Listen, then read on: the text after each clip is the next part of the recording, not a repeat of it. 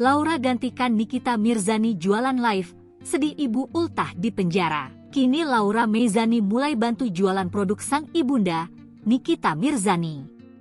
Loli muncul dalam penjualan live TikTok akun Nikita Mirzani pada Minggu, 16 Maret 2025, sore. Loli dengan lancar memasarkan beberapa produk Nikita Mirzani Skincare.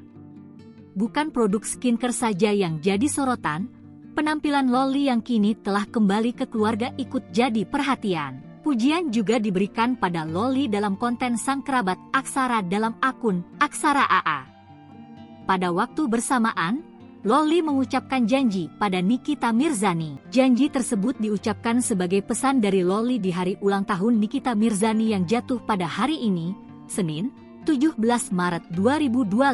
Maafin Loli kalau Loli banyak salah, tapi di sini Loli akan menjadi yang lebih untuk Mini.